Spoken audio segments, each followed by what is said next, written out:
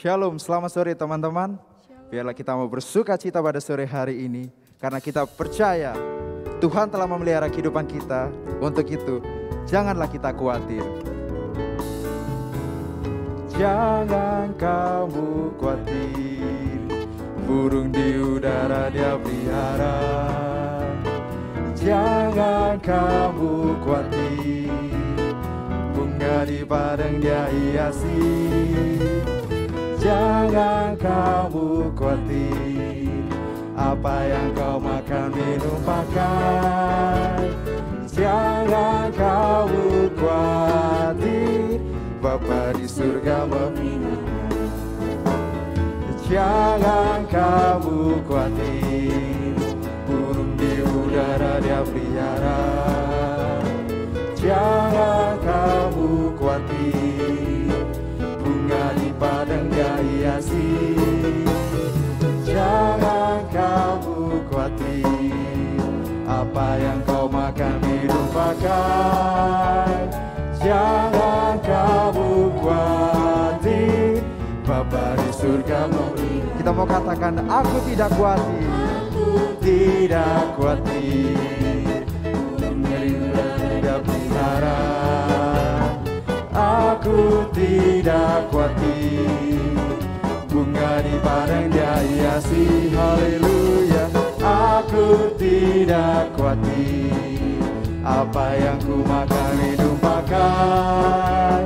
Aku tidak khawatir, Bapa di surga memelihara. Aku tidak khawatir, Bapa di surga memelihara. Kita mau katakan, aku tidak khawatir, Bapa di surga memelihara. Tahu siapa yang pimpin hari depan hidupku. Semuanya oleh Tuhan telah diatur sempurna.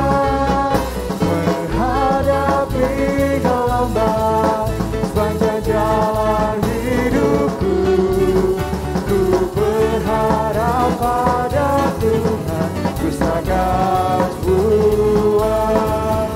Ku tahu siapa yang pimpin hari depan hidupku.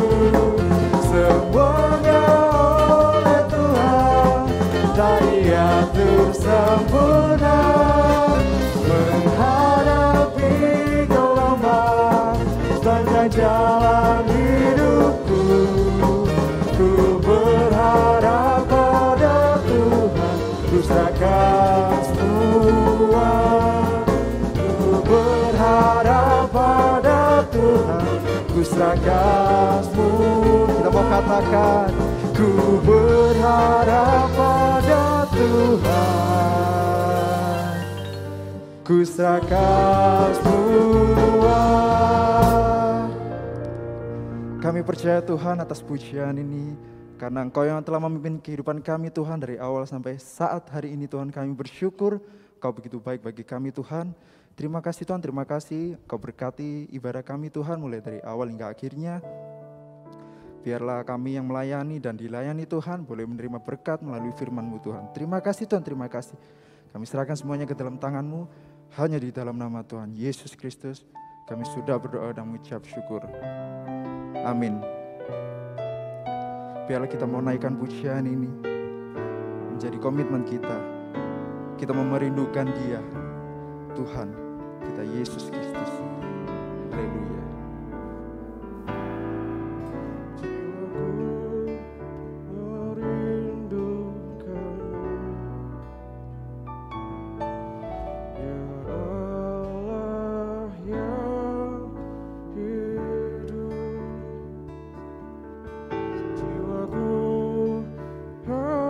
Kepadamu, ya Allah, ya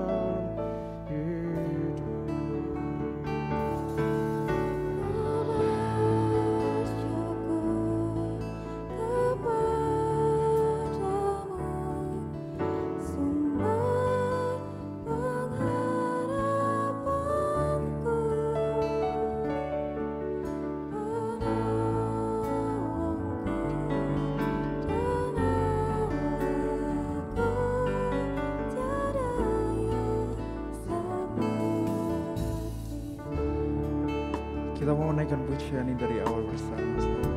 Kita mau katakan, jiwaku merindukan Tuhan, merindukanmu, ya Allah yang hidup. Jiwaku haus kepadamu, ya Allah yang hidup. Jiwaku merindukanmu, jiwaku merindukanmu, sebab Engkau Allah yang hidup Tuhan, ya Allah yang hidup.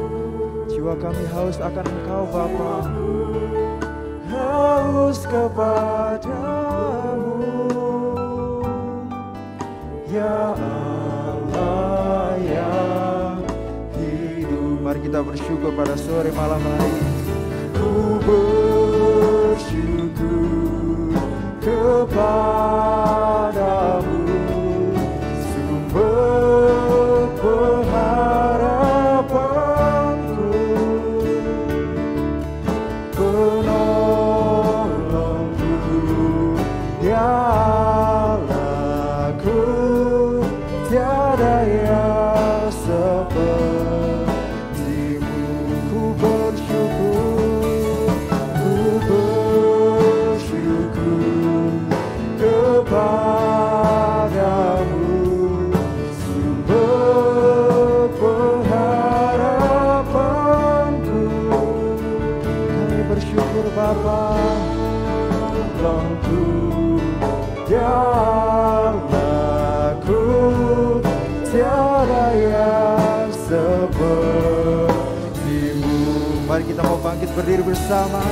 Kita mau angkat tangan kita dan kita mau katakan, ku bersyukur kepadamu, sumber pengharapanku, Engkau penolongku, ya Allahku, tiada yang sepertimu. Ku bersyukur kepadamu. Engkaulah pengharapan kami Tuhan, tiada yang lain Tuhan selain Engkau. Penolongku, ya Allahku, tiada yang sepertimu. Penolongku, penolongku, ya Allahku, tiada yang sepertimu. Biarlah pada sore hari ini kita mau belajar dari firman Tuhan. Seperti dalam Yohanes 6 ayat 35. Kata Yesus kepada mereka, akulah roti hidup. Barang siapa yang datang kepadaku, ia tidak akan lapar lagi. Biarlah kita mau percaya akan firman Tuhan yang akan disampaikan pada sore hari ini. Biarlah kita mau belajar, kita mau bertumbuh, karena dialah roti hidup. Kita mau angkat pujian ini bersama-sama.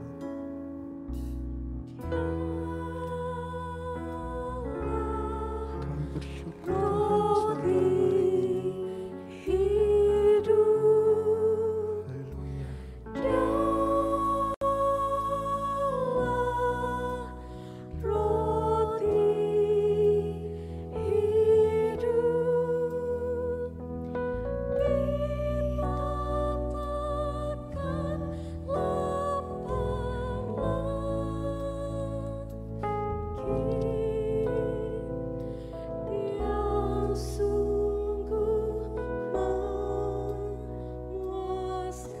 Angkat pujiannya, dialah roti hidup.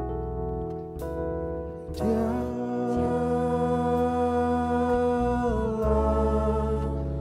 roti hidup.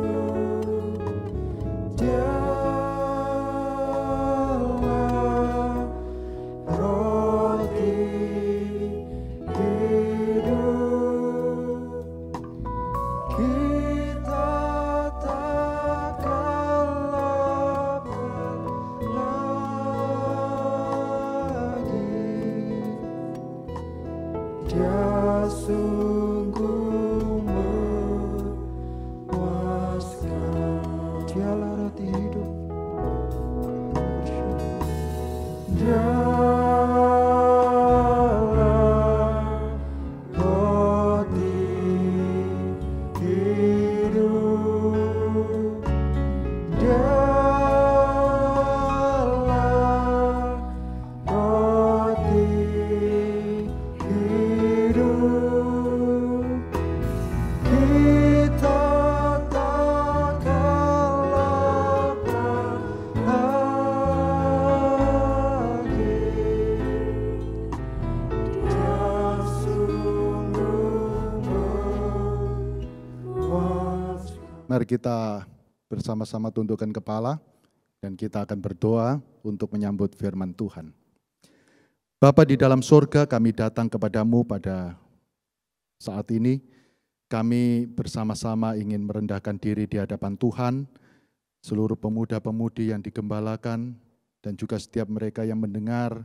Kami mau dengan rendah hati, mau mengerti apa yang Tuhan mau sampaikan melalui hamba-Mu, dan Tuhan berkenan memakai hamba-Mu ini menyatakan apa yang Tuhan mau, apa yang Tuhan kehendaki, teguran, didikan, hajaran, maupun juga pengertian demi pengertian. Tuhan kiranya singkapkan sehingga kami boleh merasakan betapa nikmatnya, betapa bahagianya berjalan bersama dengan Tuhan. Terima kasih Bapa di sorga, Engkau menyertai mulai dari awal pemberitaan sampai pada akhirnya, dan Engkau yang menjamah setiap hati, supaya setiap kami yang ditegur boleh rasakan teguran dari Tuhan, dan setiap kami yang dihibur boleh mendapatkan penghiburan yang daripada Tuhan, dan setiap kami yang dipuji pun juga mendapat pujian dari Tuhan. Terima kasih Bapa di sorga, kami naikkan segala puji syukur sepenuhnya di dalam nama Tuhan Yesus Kristus yang hidup. Puji Tuhan, amin.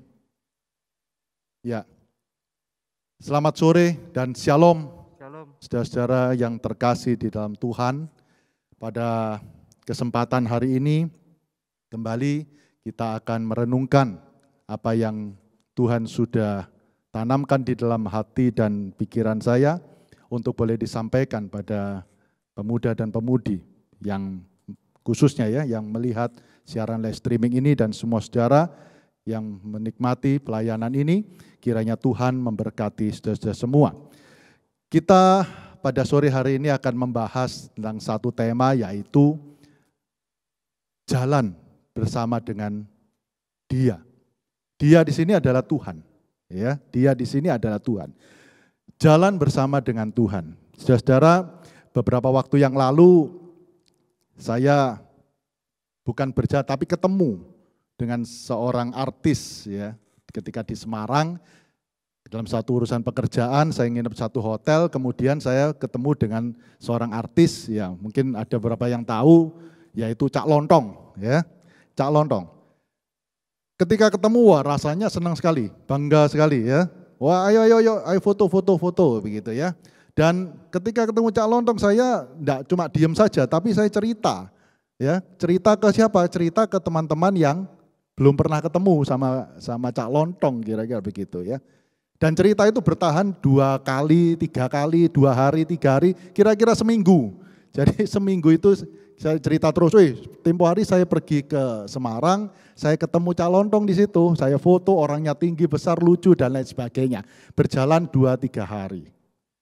Ya, saya yakin saudara ketika bertemu dengan sesosok yang terkenal, saudara akan memiliki cerita yang pengalaman yang sama begitu. Ya, misalkan saudara pernah pergi bersama dengan Presiden Soeharto misalkan. Saya pernah pergi sama Presiden Soeharto loh, pergi Taman Mini. Pada waktu itu Pak Harto tanya opini saya bagaimana cara mengembangkan Taman Mini. Wah, saya yakin dan percaya pada saat itu saudara akan bercerita kepada setiap orang yang saudara temui, mungkin bukan hanya 1-2 hari tapi sampai berbulan-bulan. Ya, bulan lalu saya ketemu Pak Harto itu, ya, mantan presiden itu, untuk pergi ke Taman Mini dan seterusnya dan seterusnya. Demikian juga ketika Anda ketemu dengan Presiden Jokowi, ya, pergi, tempo hari saya diajak Presiden Jokowi loh, pergi ke jalan tol, meninjau ibu kota baru, atau pergi ke proyek yang mana. Saudara akan cerita itu selama berbulan-bulan, bahkan mungkin bertahun-tahun. Tahun lalu saya pergi ke calon ibu kota baru bersama Presiden Jokowi. Pada saat itu saya dimintai pendapat dan lain sebagainya, bla bla bla. Saudara akan membawa cerita itu terus menerus kepada rekan-rekan saudara. Nah, saat ini tema yang diberikan adalah sangat indah, berjalan bersama dengan Tuhan yang menciptakan langit dan bumi, yang menciptakan engkau dan saya. Apakah kita memiliki kebanggaan untuk cerita dengan orang lain? Sebagaimana kalau engkau pergi bersama dengan Presiden Jokowi, bersama dengan mantan Presiden Soeharto, engkau sedang berjalan bersama dengan Tuhan pencipta langit dan bumi. Saya yakin ketika saudara menyadari hal ini, maka saudara akan membawa cerita itu bukan hanya 1-2 hari, tetapi saudara akan bawa cerita itu sepanjang hidup saudara. Amin. Ya, ini adalah sesuatu hal yang perlu kita sadari bersama. Ini adalah sesuatu hal yang perlu kita mengerti dengan tuntas. Ya, kemana arah fokus kita, kemana arah langkah kita. Jangan kalau saya ketemu dengan artis, umpamanya saya ketemu dengan Cak Lontong, kemudian saya cerita, tapi ketika saya ketemu dengan Tuhan Yesus, saya tidak mau cerita. Atau cerita itu, jangan-jangan nanti orang lain tersinggung dan lain sebagainya. Kita harus kembali mengerti siapa kita. Kita harus kembali mengerti mana yang berharga, mana yang tidak berharga. Ya, puji Tuhan. Saudara-saudara, berjalan bersama dengan Tuhan ini adalah sesuatu hal yang sangat istimewa yang diberikan Tuhan bagi kita sebagai orang Kristen. Ya, saya akan memulai renungan kita pada sore hari ini dengan satu kesaksian. Ya, pada waktu saya nikah, bukan hanya pada waktu nikah, tapi sebelum nikah, tapi khususnya setelah saya nikah, firman Tuhan pada waktu pemberkatan nikah jelas, yaitu kita, Oscar dan Sally, adalah bukan lagi 2 tetapi satu tubuh. Kita bukan lagi 2 tetapi satu. Ya, kita bukan lagi 2 tapi satu. Dan setiap pagi Oscar dan Sally harus baca kitab suci. Dan usahakan semaksimal mungkin kalian doa sama-sama. Wah, firman itu kira-kira sudah 10 tahun masih lekat di dalam pikiran saya. Ya, dan saya coba berusaha untuk praktekkan firman dari Bapak Gembala dalam nikah kami. Setiap hari, ya, selama saya ada di Surabaya bersama dengan istri, saya bangun, ayo kita doa dulu.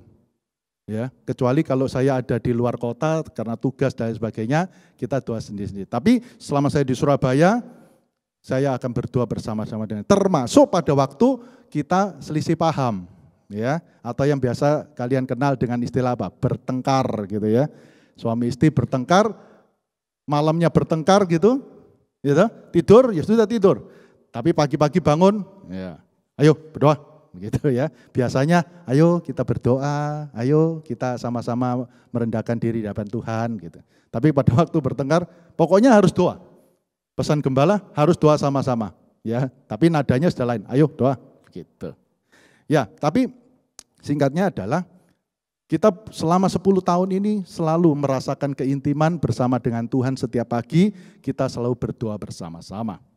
Dan saudara-saudara, indahnya ketika kita selalu mengutamakan Tuhan, kita berdoa bersama, kita selalu berpaut kepada Tuhan, indahnya adalah saya mencoba melihat kembali ke belakang apa yang terjadi di dalam kehidupan kita. Apa yang terjadi di dalam diri pernikahan saya atau diri saya pribadi lah. Saya melihat bahwa apa yang Tuhan sudah kerjakan, itu waktunya kok bisa pas gitu ya. Waktunya kok bisa sangat istimewa gitu loh. Ya, saya ambil satu contoh. Ya, banyak sekali, tapi contoh yang baru-baru saja terjadi. Kira-kira di bulan Agustus, ya awal Agustus, akhir Juli tahun 2020, ya secara sadar kita sekeluarga terkena COVID. Ya. Jadi mulai dari papa saya, mama, saya dan juga Sally, kita berempat kena COVID. Dan saat itu kita dalam kondisi yang sangat tidak baik. Kita dalam kondisi yang, Tuhan kok begini sih? Tuhan kok ada kita kena COVID dan rasanya, aduh, sudah saat itu tidak bisa kita ceritakan secara detail bagaimana perasaan kita. Tapi itu saat yang paling rendah dalam hidup kita sangat terpuruk, kita sangat sedih dan lain sebagainya.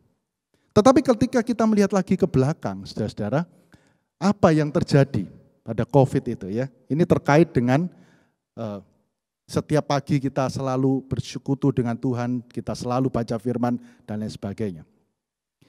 Ketika kita kena COVID ya sudahlah, namanya kena ya sudah, kita berobat dan lain sebagainya. Kemudian secara lambat laun kita berangsur pulih dan kira-kira di bulan Oktober kalau tidak salah, ya bulan Oktober, November, loh istri saya Sally kok tidak mens lagi. Kita yang sudah menikah sudah pasti tahu, oh ini kalau tidak mens ini ada sesuatu gitu ya, ada sesuatu, bisa jadi hamil begitu ya. Maka dari itu kalau tidak mens bisa jadi hamil.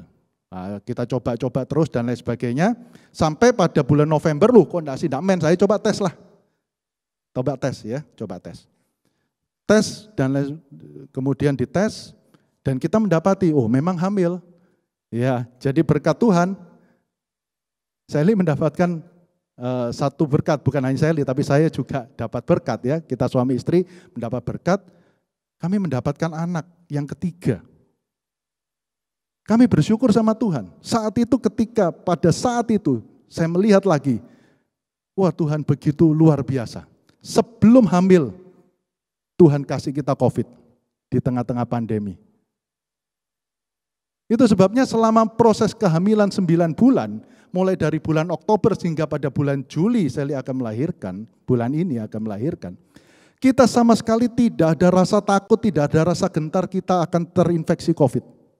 Wah, karena apa? Karena isunya, enggak tahu benar enggak, saya pun juga bukan dokter, katanya orang yang sudah terinfeksi COVID di dalam tubuhnya sudah punya antibodi yang cukup dan lain sebagainya, sehingga kalau terkena punya ketahanan imun lah atau apa, sehingga kemungkinan terinfeksi lagi lebih kecil, katanya begitu. Ya. Tapi itu membuat kita menjadi tidak takut, tidak khawatir. Nah, saudara lihat. Andai kata Sally hamil sebelum kami terinfeksi COVID, mungkin sepanjang perjalanan kami Sally hamil, kita akan terus dibayang-bayangi dengan yang namanya takut, khawatir. Tetapi karena kami sudah terinfeksi COVID, dan Tuhan izinkan itu terjadi sebelum terjadi kehamilan, maka selama proses kehamilan tidak satu hari pun kami rasa takut, kami rasa gentar. Tapi bukan berarti saya tiba-tiba jalan ke mall tidak pakai masker, tidak. Kita tetap protokol kesehatan. Tetapi ketakutan, kekhawatiran itu sudah sangat berkurang. Bahkan ada teman-teman saya memang sempat tes, ada satu alat ukur begitu, dites ketika dilihat, wah ini sangat kebal ini dengan COVID katanya ya, katanya. Tapi saya tidak abaikan protokol kesehatan. Kita tidak lagi khawatir. Ketakutan, kekhawatiran itu baru muncul pada periode akhir bulan 9 bulan ini ya. Karena bulan-bulan ini COVID semakin menggila lagi, bahkan semakin mengganas, semakin mengerikan. Wah, kita sudah takut sekali, kita sudah khawatir sekali. Tapi saat ini adalah proses menjelang kelahiran. Dan dokter sudah menyatakan pokoknya minggu ini harus dilahirkan. Ya, jadi dalam proses kehamilan Tuhan atur begitu rupa, Tuhan izinkan kita pertama kena COVID.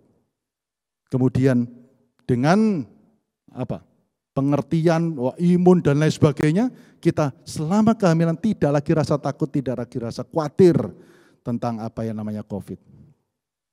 Kita jalani kehamilan dengan penuh sukacita. Sekalipun pandemi masih ada, tapi kita jalani dengan penuh sukacita. Dan puji Tuhannya lagi, lahirnya kapan? Juli.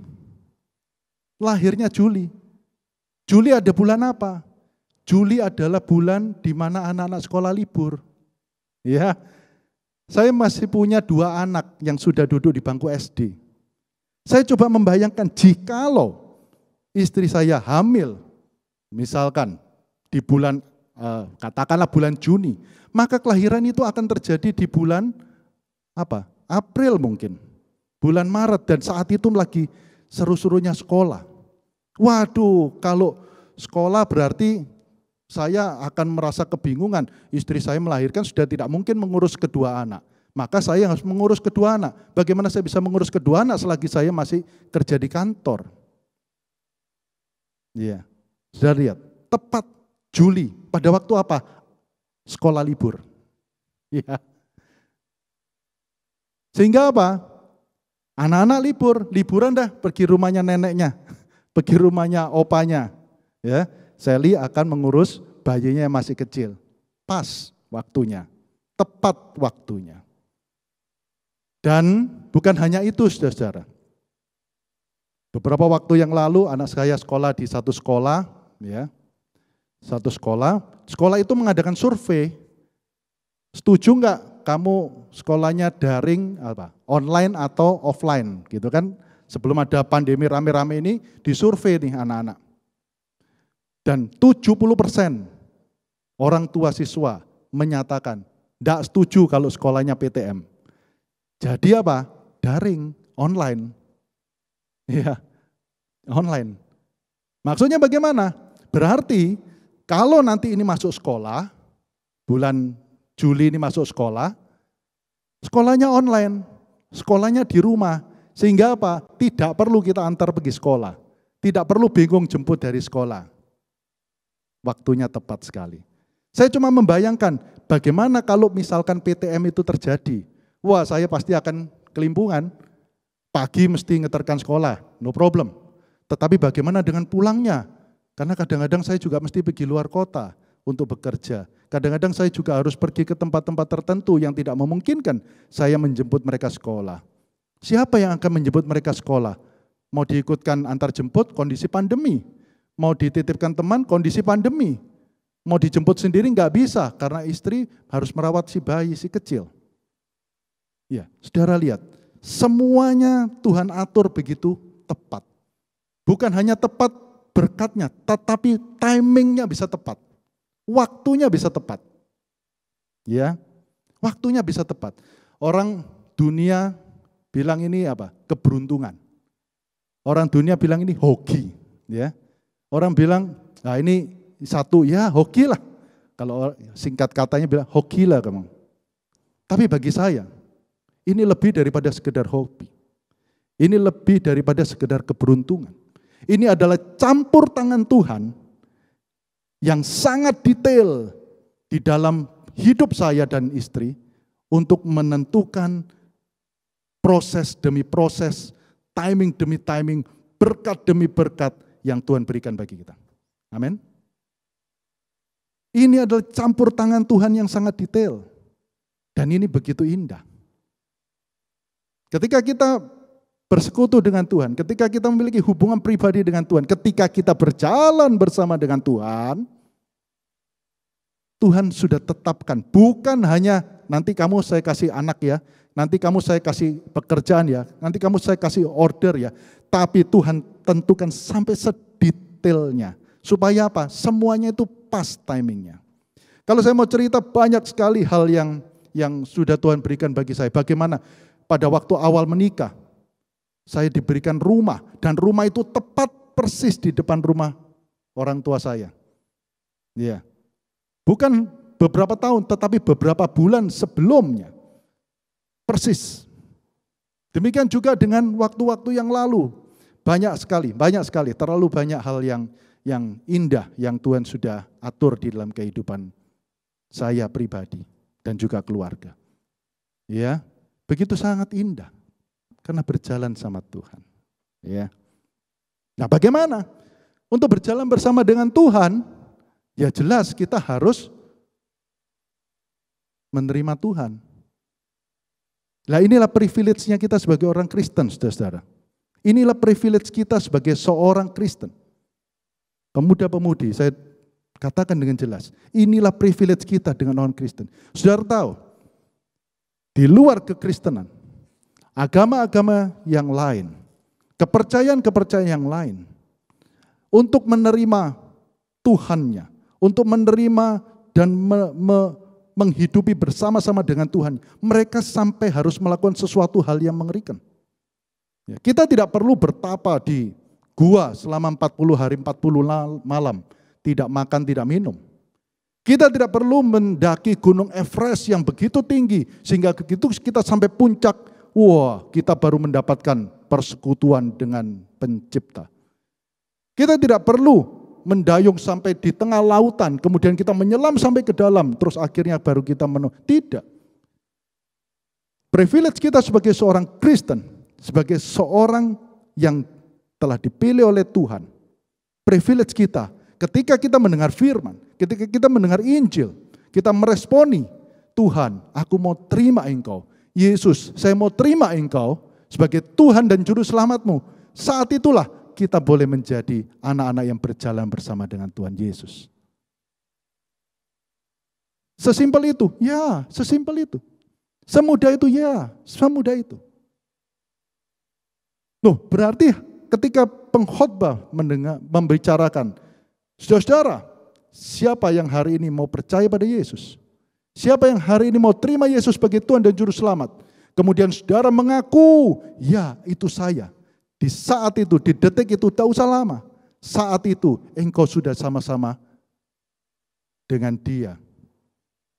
Contoh yang paling jelas di dalam Alkitab, yaitu pada waktu Yesus disalib, di sebelah kanan kiri ada perampok, penjahat. Perampok belum pernah mendengar, belum pernah menerima firman mungkin. Namanya perampok, dia tidak mungkin masuk sinagog mungkin. Tetapi ketika dia melihat dan melihat dan melihat, dia mengungkapkan satu kalimat. Satu kalimat saja. Yesus, ingatlah akan aku kalau engkau nanti datang kedua kali. Kalau engkau datang menjemput kami dan seterusnya, saudara bisa baca. Dengan perkataan itu, Yesus langsung meresponi apa? Tidak perlu dia bertapa dulu, tidak perlu dia mendaki gunung dulu, tidak perlu dia melakukan sesuatu ritual-ritual yang aneh. Tetapi ketika dia meresponi hal-hal itu, langsung Yesus berkata apa? Hari ini, engkau ada bersama-sama dengan aku di Taman Firdaus. Sesimpel itu, yes, sesimpel itu. Semudah itu, ya, semudah itu. Nikmat ya. Rasanya kok tidak sebanding dengan nikmat yang Tuhan berikan bagi kita. Biasanya kan orang untuk mencapai satu kenikmatan tertentu, maka semakin saudara menderita, maka kenikmatannya semakin luar biasa, begitu kan? Semakin saudara mengalami penderitaan yang semakin hebat rasanya sampai wah, perlu dicabik-cabik nih tubuhnya, baru saudara mendapatkan kenikmatan yang semakin enak. Tidak, rasanya kok enggak sebanding. Tapi itulah kekristenan. Itulah janji Tuhan. Kamu menerima Tuhan Yesus sebagai Tuhan dan Juru Selamatmu. Setia selama-lamanya mengaku Dia sebagai Tuhan dan Juru Selamat, maka ya engkau jalan sama Tuhan. Tuhan mengatur hidupmu sampai sedetail-detailnya. Nah itu enak. Ya, itu indah. Nah, tetapi apakah benar menerima Tuhan, berjalan bersama dengan Tuhan itu seenak itu? Apakah benar berjalan bersama dengan Tuhan itu nikmat? Saya akan menjawab ya dan tidak. Berjalan bersama dengan Tuhan tidak nikmat. Betul tidak nikmat. Siapa yang berkata tidak nikmat? Daging. Daging akan berkata tidak nikmat. Jalan sama Tuhan, waduh, tidak nikmat. Kenapa? Terkekang. Coba waktu tidak ada Tuhan. Saya boleh melakukan perbuatan-perbuatan dosa, saya boleh melacur, saya boleh berzina, saya boleh mencuri, saya boleh dan seterusnya dan seterusnya.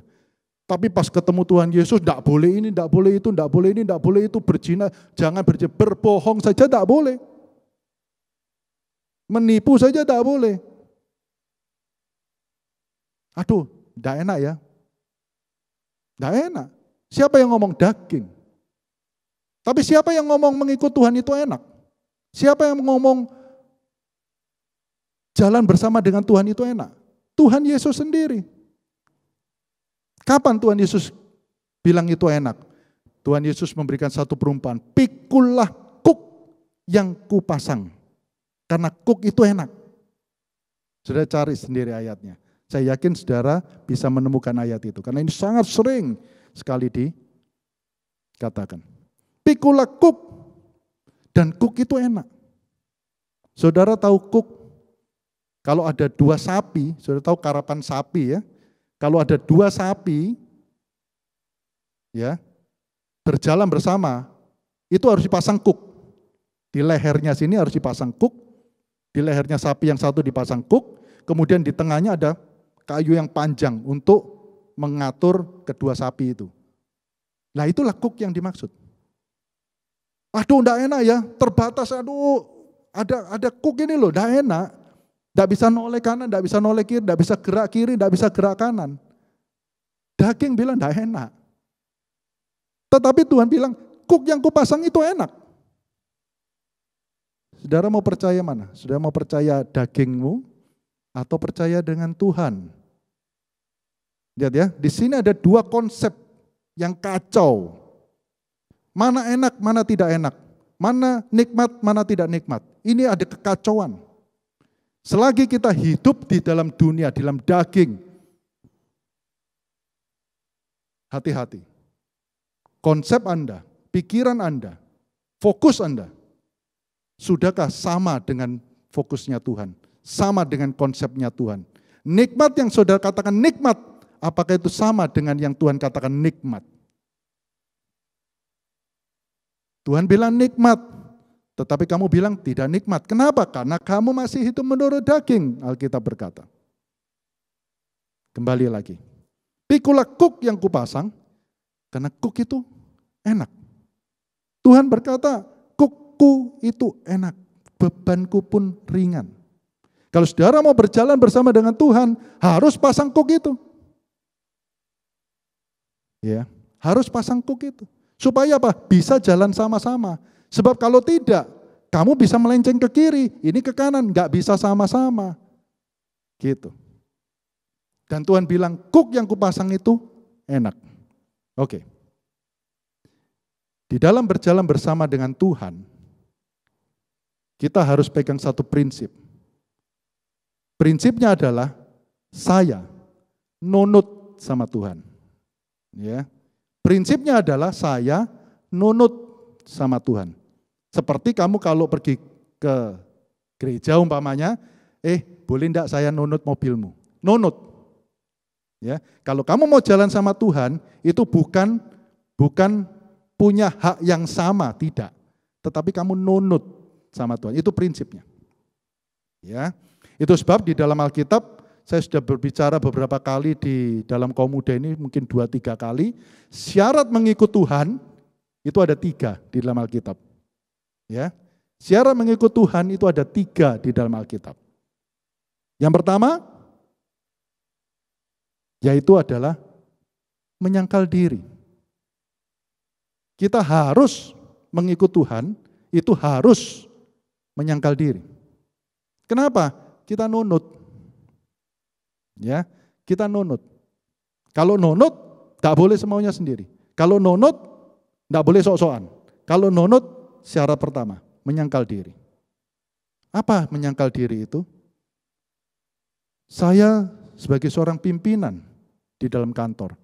Tetapi ketika masuk di dalam gereja, saya harus tanggalkan status saya sebagai seorang pimpinan. Saya sebagai seorang direktur dari satu perusahaan multinasional mungkin. Ketika berada di hadapan Tuhan, kita harus tanggalkan. Saya adalah seorang pejabat tertinggi dalam satu pemerintahan. Tetapi ketika di hadapan Tuhan, saya harus tanggalkan. Kalau saya mau jalan bersama dengan Tuhan, saya harus tanggalkan identitas saya sebagai seorang pejabat. Karena di hadapan Tuhan, siapapun kita, tidak peduli engkau pejabat paling tinggi atau engkau penjabat paling rendah. Tidak peduli engkau adalah pemimpin paling tinggi dalam satu perusahaan atau engkau hanya karyawan yang paling rendah. Di hadapan Tuhan, kita semua adalah manusia yang berdosa yang butuh penebusan.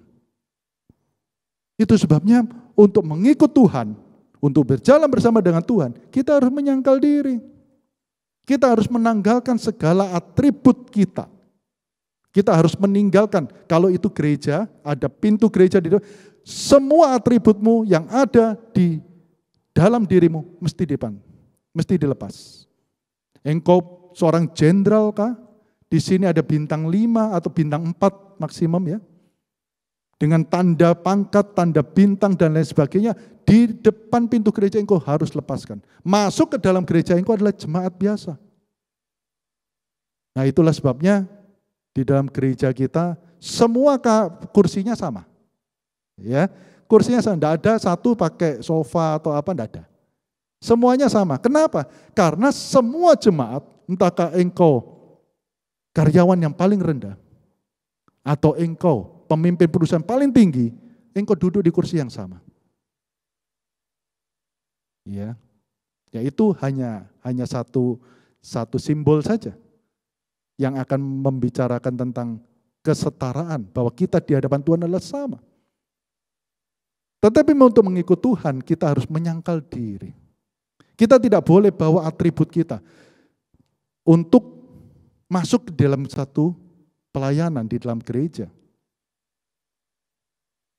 Beberapa waktu yang lalu saya mendapat pelajaran contoh yang sangat luar biasa mengenai hal ini. Jauh sebelum saya melayani, ya sudah puluhan tahun yang lalu, saya ingat sekali pada satu malam, saya datang pergi gereja, kemudian pada waktu itu mau pergi KKR, kita mau angkut kursi dan lain sebagainya, kan perlu mobil box. Ya. Kemudian datang mobil, wah ini mobil box sudah datang. Saya lihat, saya kenal orang itu, kok beliau yang datang, beliau adalah pemimpin perusahaan. Saya tanya, loh om sopirnya mana? Sopir apa? Ya sopirnya mobil box ini. Lah ini sopirnya. Loh om setir sendiri? Iya, kenapa? Saya cuma kaget saja, tidak bisa ngomong. Langsung dia omong begini, di hadapan Tuhan semua sama. Sekarang kita sama-sama melayani. Saya bisa saja suruh supir kantor untuk datang, tapi yang melayani kan dia, bukan saya. Saya mau melayani, ya saya setir sendiri. Wah, saya mendapatkan pelajaran yang begitu besar. Seorang pemimpin dari satu perusahaan, dia bisa gampang saja, dia suruh anak buahnya, itu tolong antar, tolong dan sebagainya. Kamu lembur dan lain sebagainya. Gampang sekali. Tapi dia berkata, loh yang melayani kan dia, bukan saya. Saya mau melayani, ya saya setir sendiri. Menyangkal diri. Tidak peduli kita adalah pemimpin perusahaan paling hebat. Tidak peduli kita memiliki kekayaan bermiliar-miliar. Tetapi ketika kita berada dalam rumah Tuhan, kita adalah sama manusia yang butuh penebusan. Itu sebabnya syarat mengikut Tuhan, menyangkal diri. Jelas, kita tidak boleh membawa lagi atribut kita. Kita harus menanggalkan atribut kita, merendahkan di hadapan Tuhan. Tuhan, saya hambamu, saya mau taat dengar-dengaran padamu. Itulah menyangkal diri. Ya, puji Tuhan. Yang kedua, yaitu apa? Pikul salib setiap hari. Pikul salib setiap hari. Menyangkal diri. Yang kedua untuk ikut Tuhan apa? Pikul salib setiap hari. Ya. Aduh, ini ada ulangan ini, ada ujian. Nah, ini kan yang sering toh. Anak-anak muda, bukan hanya kalian, saya pun juga mengalami hal yang sama. Besok UAS, besok UTS, besok ulangan nih. Tapi ini hari saya mesti pergi pelayanan, saya harus melayani dan lain sebagainya. Bagaimana? Ya, Melayani. Belajar tetap belajar dong. Aduh capek dong. Pulang melayani tenaga sudah terkuras habis. Lah itu salibmu. Engkau tetap harus belajar. Loh, teman-teman yang lain yang tidak ada ujian dan lain sebagainya, setelah melayani dia tidur. Tapi saya yang besok harus menghadapi ujian, setelah melayani dengan capek, lelah dan lain sebagainya, saya tetap harus belajar. Itu salibmu. Jangan kamu beralasan yang lain-lain. Oh saya sudah melayani, besok kan Tuhan tolong, dalam nama Yesus tutup bukunya. Lu. Bukan begitu saudara-saudara. Tuhan bilang mau ikut aku, pikul salib. Melayani itu harus, belajar itu wajib. Saudara-saudara. Lu kalau gitu tidur saya kurang dong. Ya itu salibmu. Tuhan bilang ikut aku pikul salib. Tuhan bukan bilang ikut aku terus kamu naik Mercedes, naik langsung jalan tol pergi kerajaan surga. Tidak. Tuhan bilang pikul salib.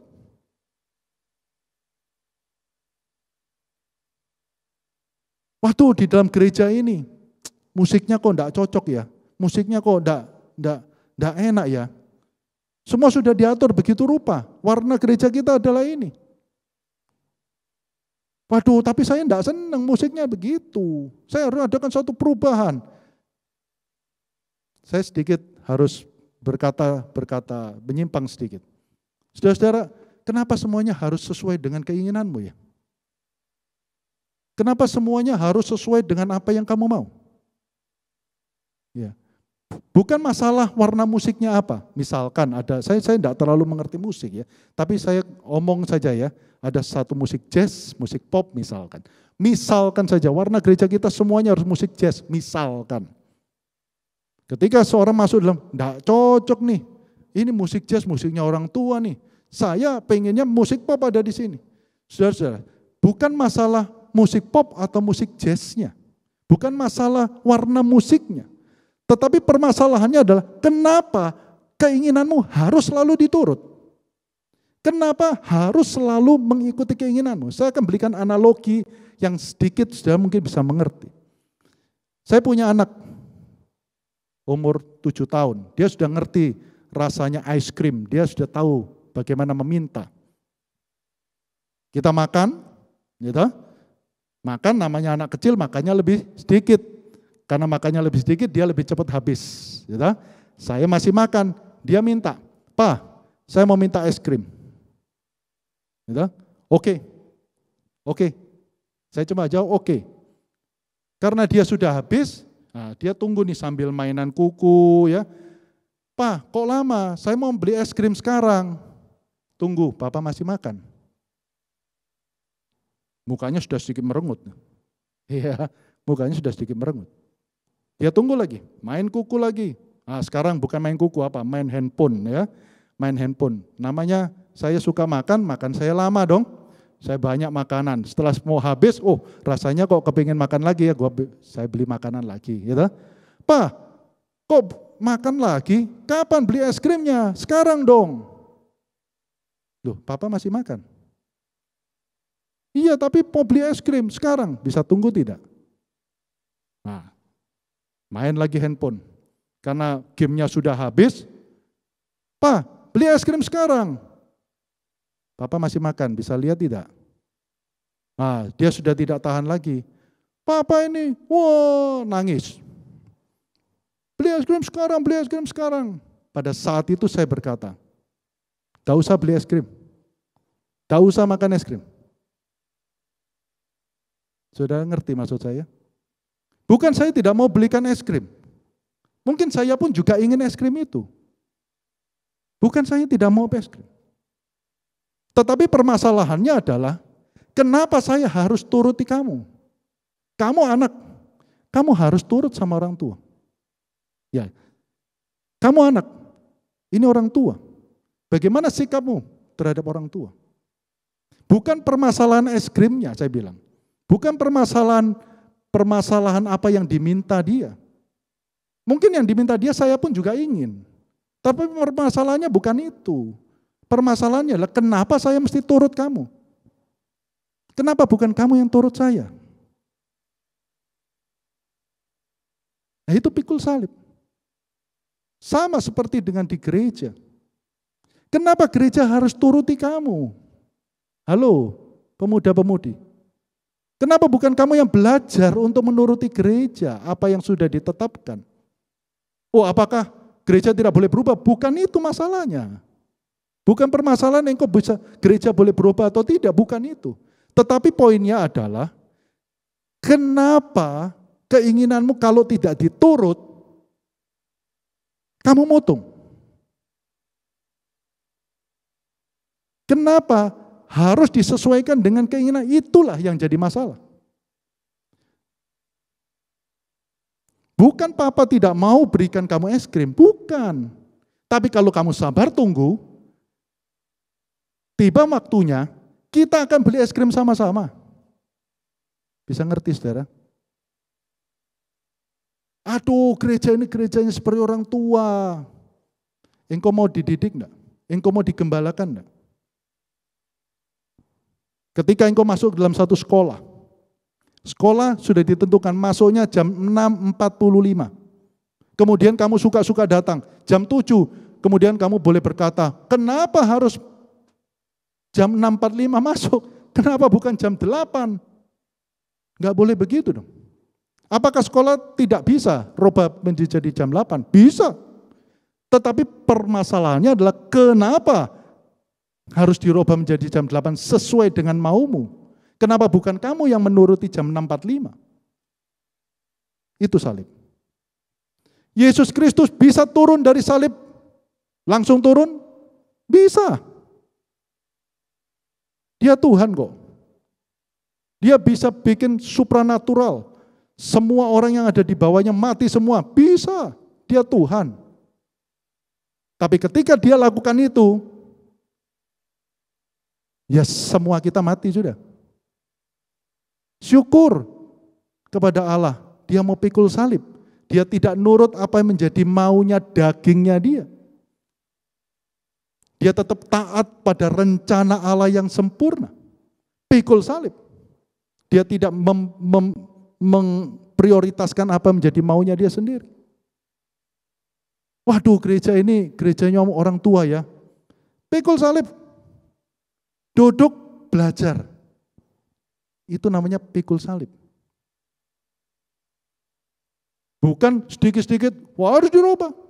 Wah kan tidak dirubah saya tidak mau melayani. Jangan lupa, ikut Tuhan. Pikul salib. Menyangkal diri yang pertama. Menyangkal diri. Yang kedua, pikul salib. Salah satu salib apa? Yaitu duduk belajar. Bukan berarti saya mengatakan gereja ini sudah sempurna yang tidak perlu ada perubahan. Bukan begitu. Poinnya adalah bukan pada perubahannya, bukan pada materi perubahannya. Tapi poinnya adalah kenapa keinginanmu semua harus diturut. Dan kalau tidak diturut, engkau mutung. Ya, saya ingatkan kembali. Pemuda-pemudi jangan begitu. Pikul salib. Tahan dulu, belajar dulu, lihat dulu, analyze dulu, baru do something. Kembali. Untuk mengikut Tuhan, menyangkal diri. Yang kedua, pikul salib. Setiap hari. Belajar setelah pelayanan, itu salib. Diolok-olok, kamu itu pergi gereja aja, ini loh, pergi mall, pergi having fun atau apa, kolot dan lain sebagainya, pikul salib. Itu mengikut Tuhan. Kamu ini semua orang nyontek, kamu enggak nyontek.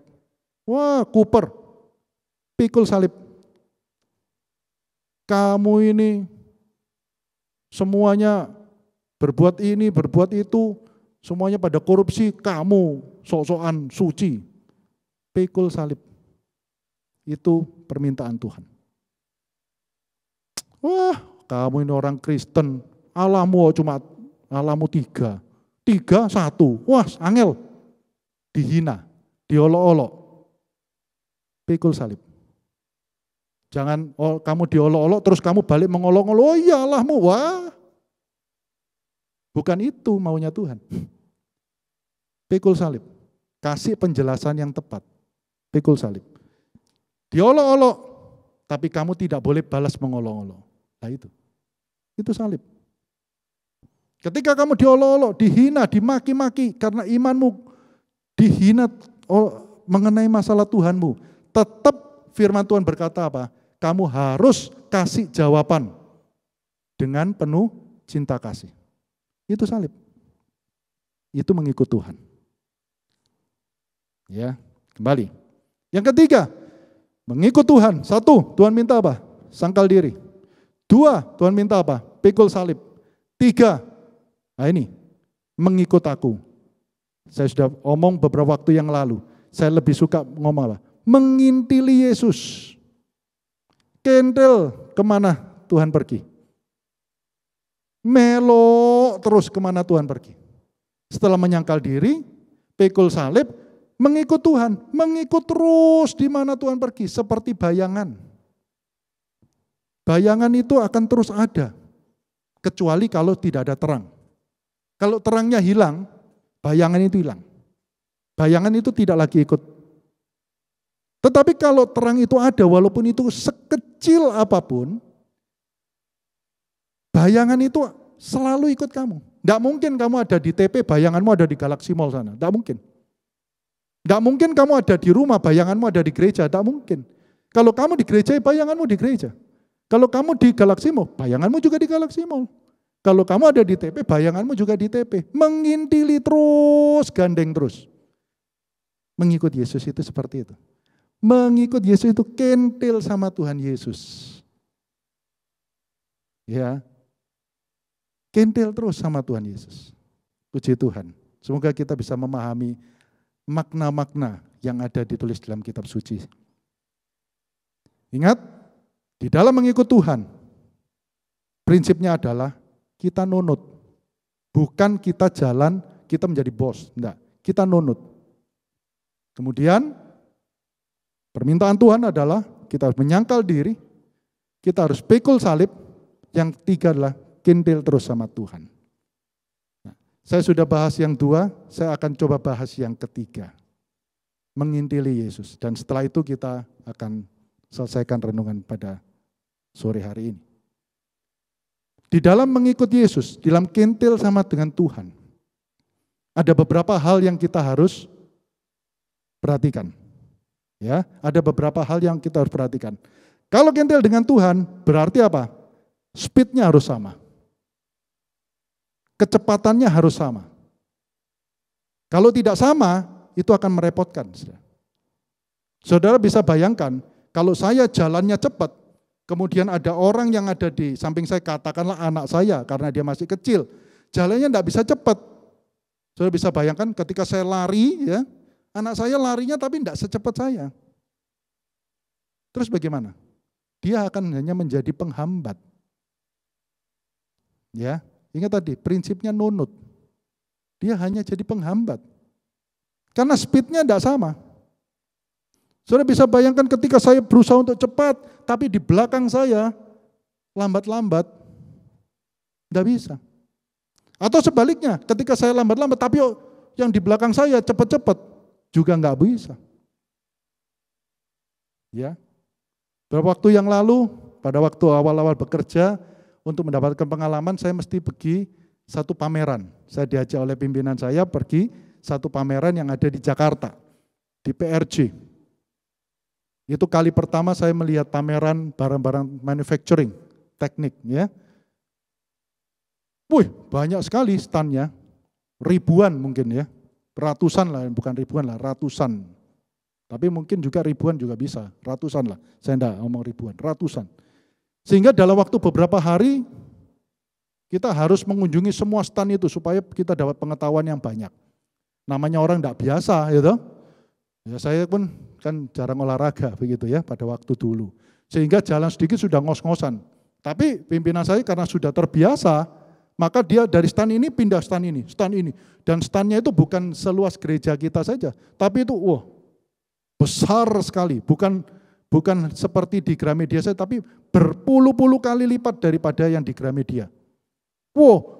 sangat besar, sangat besar. Sehingga apa? Aduh, mengikuti pimpinan saya ini, aduh, capeknya luar biasa. Kenapa? Karena dia sudah biasa. Dari sini cepat dia pindah.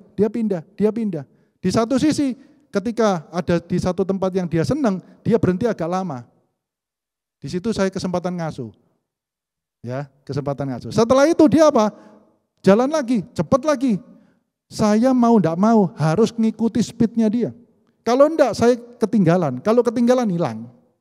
Tempatnya begitu besar dan begitu banyak orang. Bisa ngerti, saudara? Untuk mengikut Tuhan, jalan bersama dengan Tuhan, mengintili Tuhan, speedmu harus sama. Di dalam Alkitab, prinsipnya terkandung. Ketika Yosua, dia harus berperang dengan bangsa Kanaan untuk merebut tanah yang dijanjikan Tuhan itu, dia harus perang dengan orang-orang di Kanaan.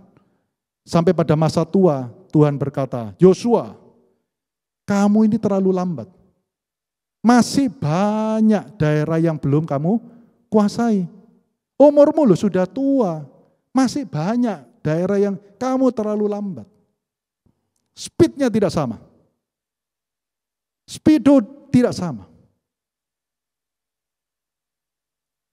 Apakah selalu harus cepat? Tidak. Tuhan kadang-kadang juga melambat. Buktinya apa? Ketika anak imam kepala sakit keras, panggil Tuhan. Tuhan, itu anak imam kepala sakit keras. Harusnya apa? Ambulan datang dong. Ya toh? Imam kepala punya kuasa. Kalau perlu apa? Tentara suruh nyalakan sirine, polisi suruh nyalakan sirine, minggir semua. Supaya apa? Bisa akses jalan tol, kan begitu. Tetapi enggak, Tuhan jalan pelan-pelan. Bahkan ketika ada orang yang sakit pendarahan, Tuhan berhenti. Siapa yang tadi menjamah aku? Loh masih dijak ngomong, itu mau mati, itu sakit mau mati. Kok enggak cepat-cepat? Tuhan kok sengaja berlambat-lambat. Speednya harus sama. Speednya harus sama. Kalau Tuhan pengen kamu cepat, cepat. Kalau Tuhan pengen kamu lambat, lambat. Itu yang harus kita terapkan sebagai pengikut Kristus. Di dalam pelayanan pun sama. Tuhan pengen kamu cepat. Yes, ayo cepat. Tapi kadang-kadang Tuhan pengen kamu lambat-lambat. Tenang dulu, sabar dulu, tenang dulu, lihat dulu, dan lain sebagainya. Pemimpin-pemimpin di dalam gereja, saya omong saat ini di dalam konteksnya kaum muda, mesti jeli melihat speedo daripada Tuhan. Tuhan mau kaum muda ini berjalan cepat atau lambat? Mau jalan lambat dulu atau cepat dulu? Saat ini mau berjalan cepat atau berjalan lambat? Engkau harus melihat dengan jelas pimpinan Tuhan bagaimana. Pada waktu bangsa Israel dituntun keluar dari tanah Mesir menuju tanah Kanaan. Ada tiang awan, ada tiang api. Kalau siang, tiang awan. Kalau malam, tiang api. Jalannya, speednya sesuai dengan tiang awan dan tiang api. Tidak boleh kamu, aduh tiang awan ini kok lambat banget, ya wes saya lari duluan lah. Tidak boleh. Tiang awannya suruh diem. Jalan lagi dengan speed yang sama. Tidak gampang. Mengikut Tuhan gampang, tidak gampang. Kita harus dengan jelas, dengan jeli kita melihat speedo daripada Tuhan. Kalau tidak, kita bakal nyusahin loh. Tuhan maunya cepat, kamu lambat-lambat. Tuhan maunya lambat, kamu cepat-cepat. Ya, gitu. Balik lagi. Yang kedua, yaitu kalau kentil, dan prinsipnya adalah kita nunut, kita harus ikut kemanapun Tuhan pimpin. Kemanapun Tuhan pergi, di situ kamu. Bukan semau kamu loh, tetapi kemanapun Tuhan pimpin. Visi, arah, tujuan, itu harus visinya Tuhan, arahnya Tuhan, tujuannya Tuhan. Beberapa waktu yang lalu setelah dapat pengalaman dari PRJ di Jakarta, satu kali saya mendapat satu kesempatan, ayo kita cari pengalaman lagi, kita lihat-lihat barang lagi, bagaimana? Pergi tempat yang lebih jauh, yaitu pergi Jerman saat itu. Kita pergi ke kota Hannover, kita pergi Jerman, wah ya senang ya, namanya orang pergi Jerman. Kapan lagi gitu? Kalau enggak ada diajak begini ya mungkin saya enggak pernah pergi Jerman. Akhirnya pergi Jerman, oh ya dengan senang hati, kita urus paspor, kita urus, wah dengan semangat gitu, dengan semangat. Kemudian beberapa tahun kemudian, kita tambah lagi yuk pengalaman supaya kamu lebih pinter lah. Pergi mana? Kita pergi Shanghai. Wah, pergi China. Kapan lagi? Oke, kita urus visa dan lain sebagainya. Kita pergi China. Ikut, jalan. Dengan speed sekarang sudah mulai terlatih ya. Sudah mulai olahraga.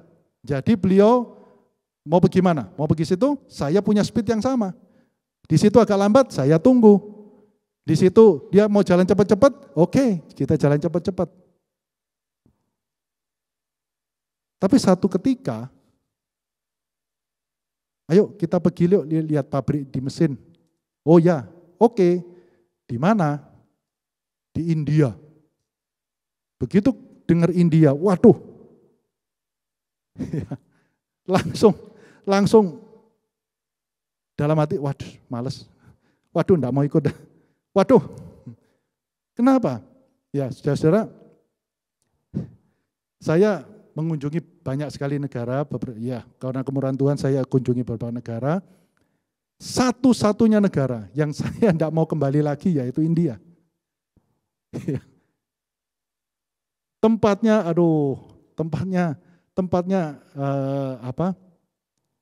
crowded gitu ya. Jadi tidak teratur, ruwet gitu loh. Ya. Terus kemudian makanannya juga tidak cocok. Ya, kebetulan pada waktu saya di India hampir 1 minggu, ya ada 1 hari saya tinggal di situ, pas waktunya vegetarian day. Waduh, rasanya tidak ada daging, semua sayur dan sayurnya sayur kari. Waduh, tidak cocok saya makan, tidak bisa makan. Ya. Jadi selama 1 minggu itu mulut saya sudah 1 hari vegetarian day, dan sudah tahu di India tidak ada daging. Jadi 1 minggu ini lidah saya tidak pernah ketemu daging. Semuanya ya ikan lah dan semuanya dibumbukan. Aduh, pokoknya kalau bisa jangan balik situlah. Ya, pergi negara yang lain. Itu kali saya mesti pergi Pune. Pune itu adalah 3 jam dari Mumbai. Saya harus naik mobil 3 jam dari Mumbai, dari Bombay. Dan betul jalannya crowded, tandindun, sangat tidak nyaman. Sangat tidak nyaman. Dan bukan hanya tidak nyaman perjalanannya, mohon maaf ya. Mobilnya pun juga ada aroma-aroma yang saya tidak cocok, kira-kira begitu ya. Saya tidak cocok. Baunya terlalu menyengat gitu. Sehingga hidung saya bisa waduh, tersiksa sekali. Jadi pulang pergi 3 jam pergi Pune, 3 jam balik Mumbai, 6 jam. Di dalam satu mobil itu, waduh. Tapi, ayo Oscar, kita pergi India. Ya itu. Kalau pergi Jerman, ayo. Kalau pergi India, harus ayo. Ya toh. Nggak boleh enggak, harus. Kalau mau kentil, enggak boleh saya, oh itu tempatnya enak tuh.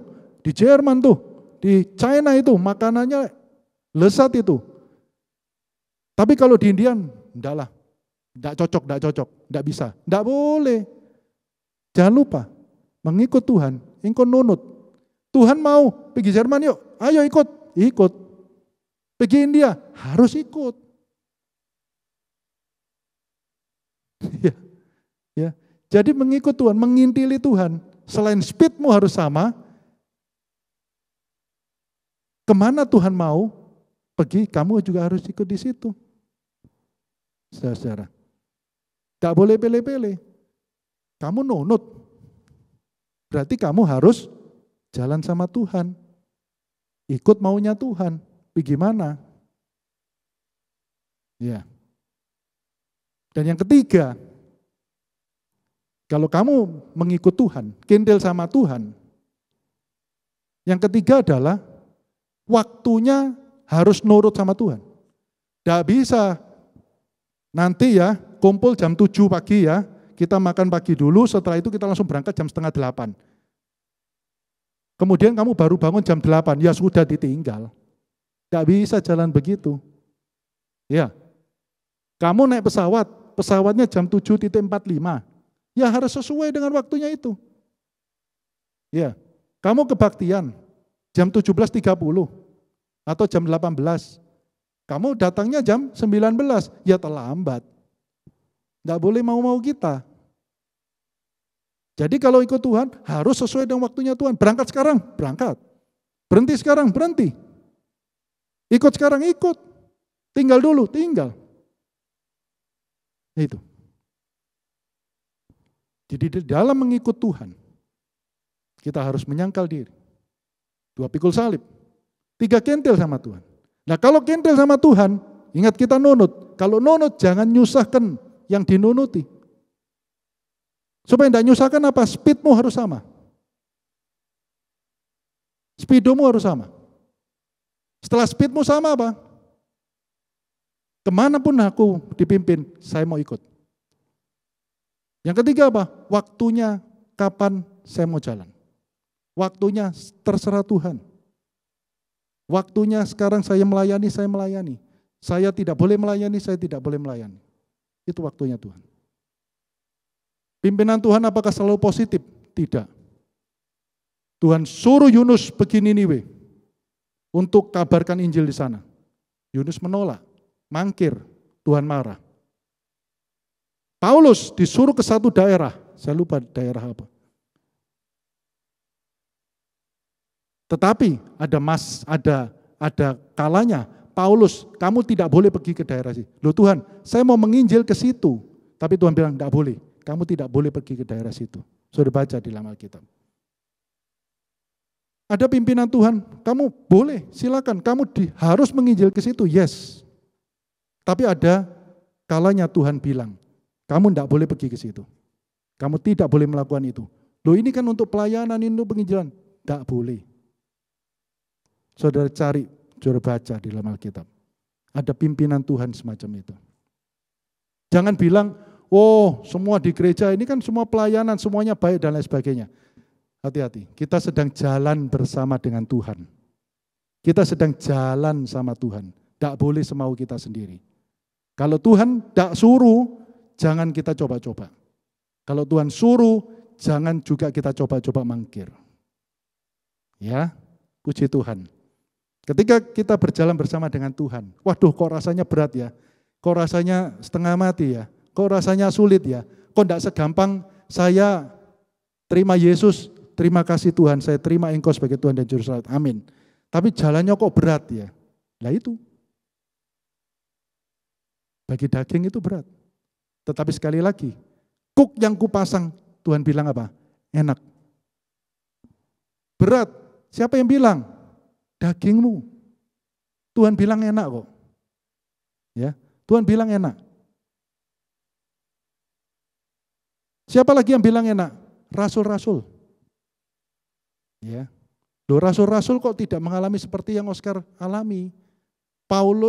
Petrus punya istri, tapi kok tidak mengalami keberuntungan seperti itu ya, yang katanya keberuntungan tadi. Kok Tuhan tidak ngatur secara detail tepat seperti yang Tuhan atur dalam hidup saya ya? Betul tak? Tidak dicatat loh di dalam Alkitab. Pertanyaan kenapa kok tidak dicatat? Saya yakin Petrus pun mengalami hal yang seperti yang saya alami. Petrus pun mengalami hal yang seperti yang alami. Satu-satunya yang ditulis di dalam Alkitab terkait dengan Petrus, yaitu ibu mertua Yesus ditolong. Ibu mertua Petrus ditolong oleh Yesus. Itu. Tapi hal-hal yang lain, istri Petrus melahirkan dan lain sebagainya, kok enggak ditulis ya. Petrus beli rumah, terus rumahnya bisa persis mendapatkan view laut atau apa, kok enggak ditulis ya. Kenapa ya? Karena itu tidak penting. Karena itu tidak penting. Kalau saya boleh mendapatkan COVID, dan setelah itu proses kelahiran saya tidak lagi rasa takut dan tidak rasa khawatir lagi tentang COVID, itu sebenarnya tidak penting. Di dalam Matius 6 ayat 33, carilah dahulu kerajaan Allah dan kebenarannya, maka semua akan ditambahkan kepada kamu. Yang saya cerita di awal tadi itu adalah semua yang ditambah. Nah, semua yang ditambah itu tidak terlalu penting. Kita seringkali lost fokus terhadap ayat 6, Matius 6 ayat 33. Kita selalu, semua akan ditambahkan. Maka carilah dahulu kerajaan Allah dan kebenaran, semua yang ditambahkan. Kemudian kita berfokus pada semua yang ditambahkan itu. Subjek, predikat, objek. Objek daripada 6 ayat 33 dalam Matius itu adalah kerajaan Allah dan kebenarannya. Saudara cari kerajaan Allah dan kebenarannya, itu poinnya, itu fokusnya. Lain itu bonus. Ya, lain itu bonus. Dan cari kerajaan Allah dan kebenarannya itu hanya bisa engkau temukan kalau engkau berjalan bersama dengan Yesus. Contohnya adalah para rasul. Para rasul, saudara lihat perjalanan Paulus dari satu tempat ke tempat yang lain. Dengan segala kesulitannya, dengan segala lika-likunya, saudara lihat betapa banyaknya campur tangan Tuhan yang disebut orang hoki tadi, yang disebut orang beruntung tadi, yang disebut saya tadi ada campur tangan Tuhan terhadap detail kehidupan Paulus. Begitu nyata di dalam setiap tulisan-tulisan Paulus. Itu yang penting. Kalau engkau mendapatkan hal-hal yang indah, engkau mendapatkan istri sesuai dengan harapanmu kah? Engkau mendapatkan anak sesuai dengan doamu kah? Engkau mendapatkan kekayaan sesuai dengan cita-citamu kah? Itu semua ditambahkan, itu semua tidak penting. Yang penting adalah engkau cari kerajaan Allah dan kebenarannya. Itulah poinnya engkau berjalan bersama dengan Yesus. Berjalan bersama dengan Yesus bukan engkau sedang mengeruk kekayaan-kekayaan untuk memuaskan hawa nafsumu, tidak. Tetapi berjalan bersama dengan Yesus adalah berjalan bersama dengan Yesus, engkau akan diberkati, engkau akan dipimpin, dan engkau ikut langkahnya Tuhan Yesus untuk apa? Memperluas kerajaan sorga. Dengan cara apa? Memberitakan Injil. Saya tantang kepada saudara-saudara semua pemuda dan pemudi, termasuk pada diri saya sendiri, berani berbicara tentang Yesus. Seperti para rasul. Seperti yang dilakukan oleh pendahulu-pendahulu kita. Berjalan bersama dengan Yesus. Bukan berarti engkau keruk semua apa yang menjadi kenikmatan dunia, bukan. Tetapi berjalan bersama engkau pakai kuasanya, engkau pakai tenaganya, engkau pakai urapannya untuk apa? Memperluas kerajaan Allah, mencari kerajaan Allah dan kebenarannya, dan membagi-bagikan itu kepada orang lain. Saudara-saudara, saya mulai menyadari bahwa saya dalam hidup ini ketemu banyak sekali orang.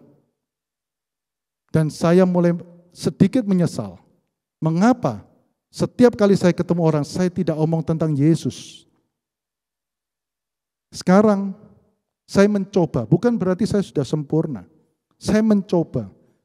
Ketika saya bertemu dengan relasi, ketika saya bertemu dengan orang, saya mencoba untuk berbicara tentang Yesus. Saya mencoba untuk berdiskusi tentang sesuatu hal yang ada kaitannya dengan kerajaan Allah. Saya berusaha untuk memancing dia berpikir tentang hal-hal yang akan datang. Saya pernah berdiskusi dengan seorang yang beragama lain, saya mencoba belajar mengenai sejarah daripada agama itu, kemudian saya mencoba berdiskusi dengan mereka, dan kemudian saya mencoba membandingkan dengan agama Kristen, sekalipun sekali waktu saya pernah berkelahi dengan dia hanya gara-gara itu, tapi sekarang sudah clear, sudah apa? Ya sudah, itu sudah lewat. Kemudian kita tetap diskusi lagi tentang hal itu.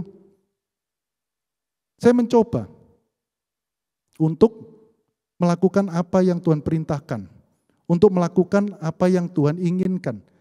Dan saya tidak sembarangan, wah pokoknya saya ngomong aja, tidak. Tapi saya minta pimpinan Tuhan. Tuhan sesuai dengan speednya Tuhan, sesuai dengan waktunya Tuhan, sesuai dengan kemana Tuhan mau saya memberitakan. Mari, pemuda-pemudi di tempat ini cukup banyak. Saya tidak tahu berapa banyak yang lihat live streaming. Tapi saya serukan pada Anda.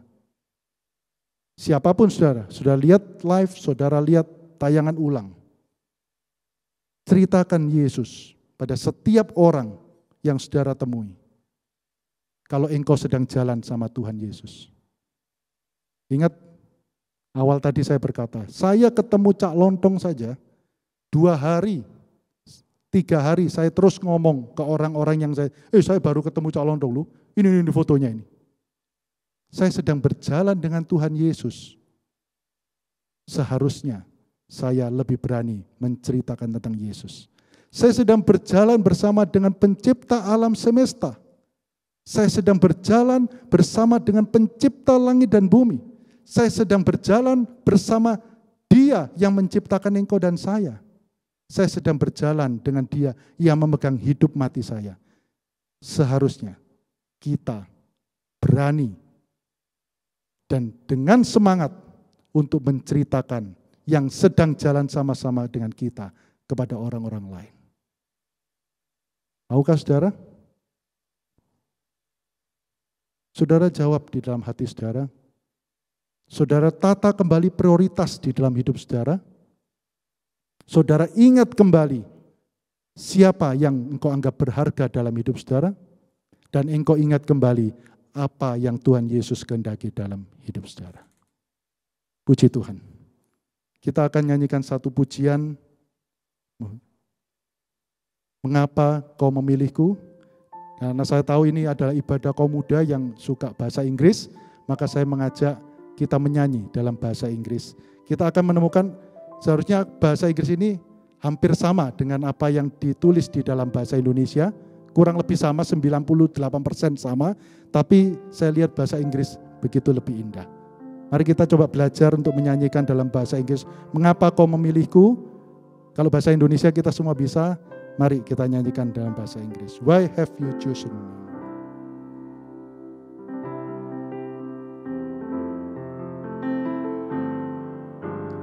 Why have you chosen me of a millions, your child to be? You know all the wrongs that I've done.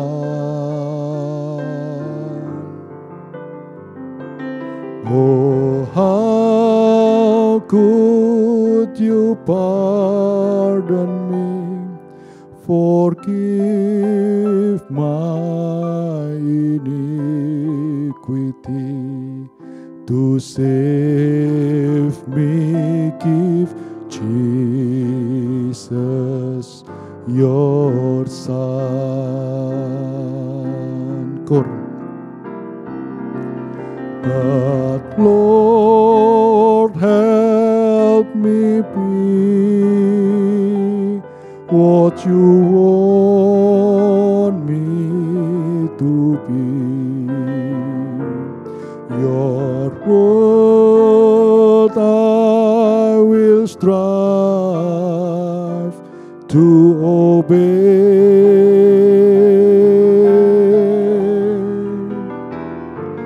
My life I now give, for you I will live and walk by your side all the way. Kata-kata yang indah kita ulang dari awal. Why have you chosen me out of millions, your child to be?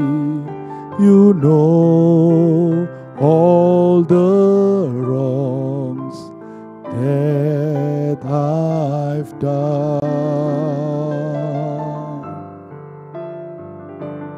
Oh, how could you pardon forgive my iniquity. To save me, give Jesus your Son. But Lord, help me be what you want me to be. Your word I will strive to obey.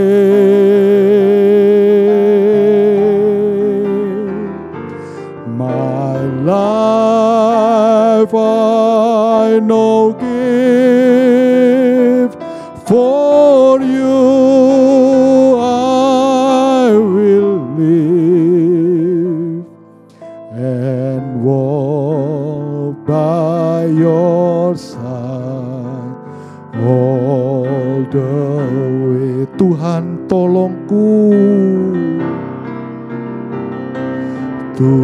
Tuhan tolongku, hidup turut teladanmu. Ku mau mentaati firman-Mu.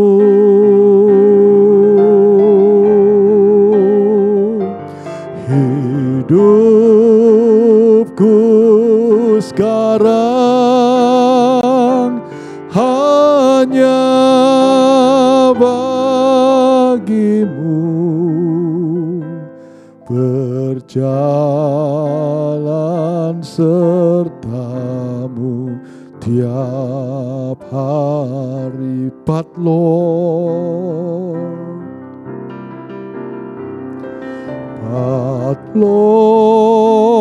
help me be what you want me to be.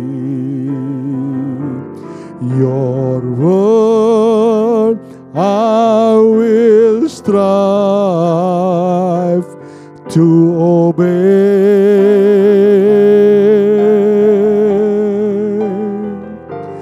My life I now give, for you I will live and walk by your side all the way. And walk by your side all the way. And walk by your side all the way. Bapa di dalam surga, di dalam nama Tuhan Yesus Kristus, kami datang saat ini ya Tuhan. Kami mau nunut dengan Engkau. Kami ikut berjalan bersama dengan Engkau. Dan kami berjanji kami tidak akan menyusahkan Engkau ya Tuhan. Kami mau berjalan sesuai dengan kecepatan, speed daripada Tuhan. Kami mau berjalan kemana Tuhan mau, kami mau ikut. Dan kami mau berjalan sesuai dengan waktu-Mu ya Tuhan. Dan untuk mengikut Engkau kami menanggalkan segala atribut kehebatan kami di hadapan Tuhan. Dan kami janji mau pikul salib kami setiap hari. Dan kami mau ikut kemanapun Tuhan mau. Kiranya Tuhan memberkati. Kiranya Tuhan memimpin dan memberi kami keberanian untuk senantiasa menceritakan siapa yang sedang berjalan bersama dengan kami. Dan kami mau sungguh-sungguh Tuhan memperkenalkan Engkau kepada orang-orang yang belum mengenal Engkau dan mau menjadi saksi Tuhan di tengah-tengah dunia ini. Tolong pemuda-pemudi, Tuhan tolong beri keberanian senantiasa. Tuhan tolong supaya kami menghabiskan masa muda, bukan menghabiskan dengan sia-sia, tetapi kami memanfaatkan waktu muda ini untuk melayani Tuhan, untuk menjadi kesaksian yang baik bagi kerajaan Allah dan menjadi alat keselamatan bagi dunia ini. Terima kasih Bapa di dalam surga, terima kasih Engkau berkati seluruh pengurus kaum muda, seluruh imam-imam yang melayani dalam kaum muda, seluruh sidang jemaatmu kaum muda. Tuhan Yesus menolong menggembalakan mereka supaya mereka tidak ada yang satu pun terhilang, tetapi justru mereka boleh menjadi mercusuar bagi rekan-rekan mereka yang terhilang. Terima kasih Bapa di sorga, terima kasih. Pada saat ini juga kami berdoa untuk saudara-saudara kami yang berulang tahun, yaitu Ivana, Amadea, Yeremia Mangundap, untuk Naomi Pratiwi, Ranita Kaviar, dari Setia, Jessica Kanserin, Francisca Wahyuni. Tuhan, kami berdoa untuk nama-nama yang sudah disebut. Engkau mengetahui Tuhan betapa Engkau telah mengasihi mereka, sehingga Engkau mengkaruniakan pertambahan usia bagi mereka. Tuhan, saat ini kami berseru, tolong pakai mereka Tuhan di dalam usia mereka yang bertambah. 1 tahun lagi pemeliharaan Tuhan, biar mereka tidak mensia-siakan waktu yang Tuhan berikan. Biar mereka senantiasa bersyukur untuk setiap perpanjangan usia yang mereka dapatkan dari Tuhan. Biar mereka boleh memahami arti daripada perpanjangan usia, arti daripada Tuhan izinkan mereka tetap berada di dalam dunia ini. Biar mereka, khususnya mereka yang berulang tahun, lebih dahulu boleh menjadi saksi Tuhan di tengah-tengah masyarakat. Boleh menjadi berkat bagi setiap mereka yang berada di sekitar mereka. Dan Tuhan menolong setiap mereka yang berulang tahun pada hari-hari yang sudah tercantum.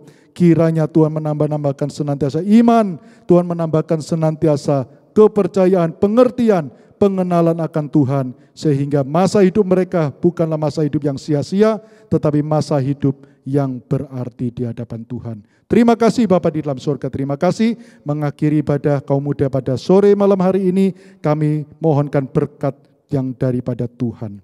Saudara-saudaraku, kaum muda, pemudi yang dikasihi oleh Tuhan Yesus, terimalah berkat dari Allah Bapa, damai sejahtera dari Tuhan Yesus, dan keberanian, urapan, kuasa, tenaga dari kuasa Roh Kudus, ketiganya memberkati saudara untuk mengkabarkan Injil, memberitakan Kristus yang tersalib, dan menjadi berkat bagi setiap orang. Dalam nama Tuhan Yesus, kami sudah berdoa dan menerima berkat dari Tuhan. Puji Tuhan.